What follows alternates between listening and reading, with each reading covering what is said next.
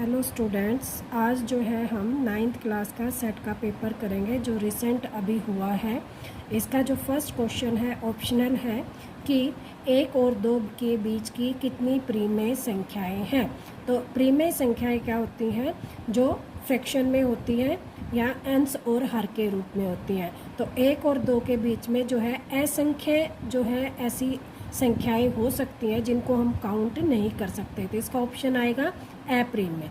Next question जो है x square plus x की 4 प्लस 3 की घात, बहुपद की घात क्या है? तो बहुपद की घात क्या होती है कि जो एक्स की जो पावर होती है हाईएस्ट, सबसे ज़्यादा जो पावर होगी वो उसकी घात होगी। तो इसमें इसकी पावर 5 है, तो इसका आंसर हो जाएगा 5। नेक्स्ट क्वेश्चन है कि वट दिए गए आंकड़ों के में उच्चतम और निम्नतम मान के बीच का अंतर को क्या कहते हैं? तो उच्चतम और निम्नतम मान को जो बीच का जो अंतर होता है उसको बोलते हैं हम परिसर। के बीच का जो अंतर होता है उसको बोलते हैं परिसर। अगला है 2 सेंटीमीटर भुजा वाले समबाहु त्रिभुज का क्षेत्रफल।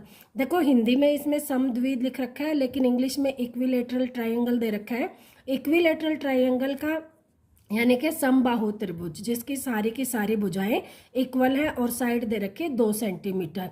तो क्षेत्रफल जो होता है वो होता है √3/4 ए स्क्वायर। किसका? समबाहु त्रिभुज का क्षेत्रफल होता है ये √3/4 ए स्क्वायर। ए स्क्वायर का मतलब भुजा का स्क्वायर।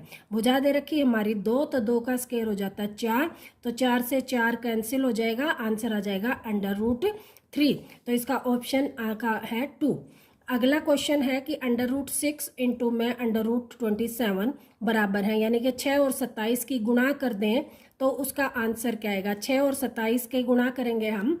तो देखो हीरोन्स फॉर्मूले में भी हम क्या करते थे कि अंडर रूट के अंदर जो होता है उसके हम शॉर्टेस्ट टुकड़े कर लेते हैं, फैक्टर कर लेते हैं। तो 6 के हो गए 3 और 2, 27 के हो गए 9 और 3। तो यहाँ से देखो 9 का जो अंडर रूट होता है वो कितना होता है? 3, और इन 3 में से एक टुकड़ा बाहर आ जाएगा, तो 3 गुणा में 3 और अंदर बच जाएगा 2, ये आ जाएगा √2। तो आंसर इज 9√2। तो फर्स्ट ऑप्शन जो है इसका आंसर हो जाएगा। नेक्स्ट क्वेश्चन है कि एक्स स्क्वायर प्लस एक्स किस प्रकार का बहुपद है? तो देखो पावर 2 है तो द्विघाती, अगर पावर 3 होती तो त्रिघाती, और एक ही पावर होती तो उसको बोलते रेखिक। तो यहाँ पर भी आप लोगों को समझ में आ गया होगा कि एक्स स्क्वायर प्लस एक्स यानी कि पावर 2 है तो ये द्विघाती बहुपद है।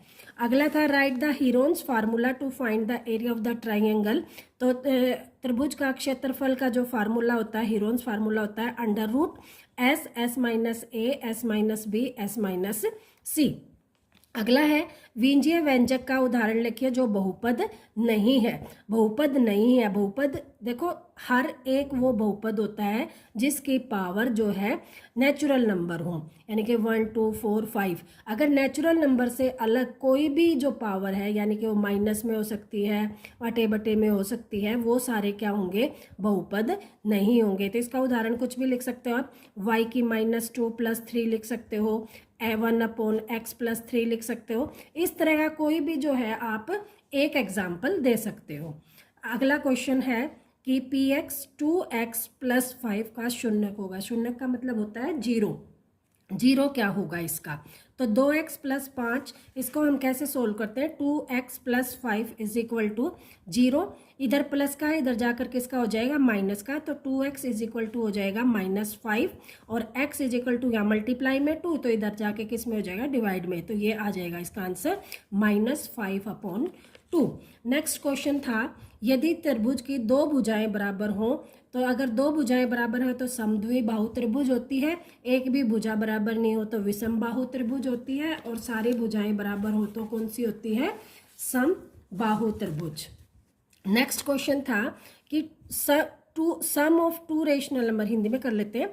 2 अप्रिमेय संख्याएं 2 + √3 और 4 + √3 का योग एक अप्रिमेय संख्या है। तो ये क्वेश्चन, ये पहला जो है इसका अभिकथन जो है वो सही है। देखो 2 + 3 प्लस योग करेंगे तो प्लस √3, और तो 4 और 2 क्या हो गया 6, और इसको करेंगे तो हम 2√3। देखो अब √3 में ही आ गया आंसर, तो ये क्या है, एक अप्रिमेय संख्या है, तो अभिकथन तो हो गया ठीक।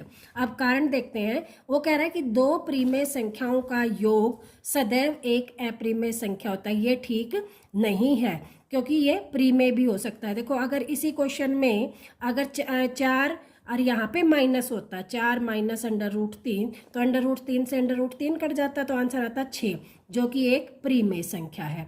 तो आप लोगों को समझ में आ गया होगा कि प्रिमेय भी हो सकता है, और ये देखो प्रिमेय आ गया, ये क्या है अप्रिमेय। तो जो है 2 अप्रिमेय संख्याओं का योग जो है प्रिमेय भी हो सकता है और अप्रिमेय भी। तो ये कथन क्या है, गलत है। तो इसका आंसर आ जाएगा अभिकथन सही है और कारण गलत है। अगला क्वेश्चन था, नेक्स्ट क्वेश्चन जो था वो था कि फाइंड द वैल्यू ऑफ के की वैल्यू निकालनी थी।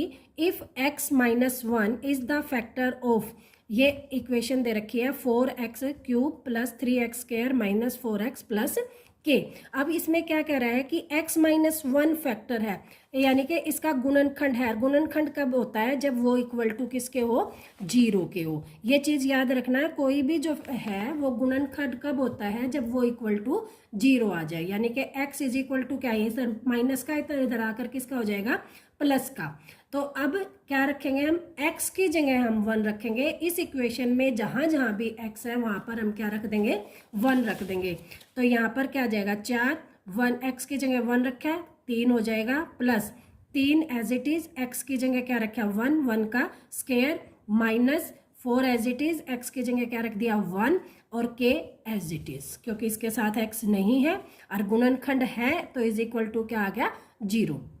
अब इसका 1 का क्यूब करेंगे तो 1 ही आ जाएगा, 4 आ गया, 1 का क्यूब 3 से मल्टीप्लाई तो 3, 1 को 4 से मल्टीप्लाई तो -4, और प्लस में k। अब 4 से 4 कट गया, 3 + k = 0 आ गया, यहाँ प्लस का इधर आकर किसका हो जाएगा, माइनस का। तो आंसर आ जाएगा k = -3। आई थिंक यहाँ तक आपको समझ में आ गया होगा। और चैनल पे नए हो तो चैनल को सब्सक्राइब कर लेना, मेरे व्हाट्सएप को ग्रुप को, यूट्यूब को, और आगे भी आपको जो है इसी तरह का जो पेपर है वो मिलता रहेगा। अगला क्वेश्चन है, find the range of the following data, या परिसर ज्ञात कीजिए। अब देखो अभी हमने 1 नंबर में क्वेश्चन किया था कि परिसर क्या होता है, उच्चतम और निम्नतम के बीच का अंतर। तो उच्चतम इसमें क्या है, इस पूरी में उच्चतम हो गया 32, और निम्नतम क्या है 6। तो 32 में से 6 घटा देंगे, हमारा आंसर आ जाएगा 26। ये हमारा परिसर हो जाएगा। समझ में आ गई होगी।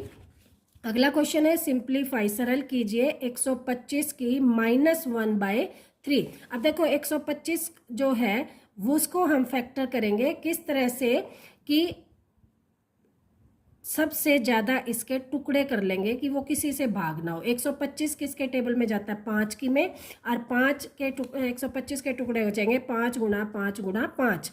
तो इसको हम लिख सकते हैं 5 की 3।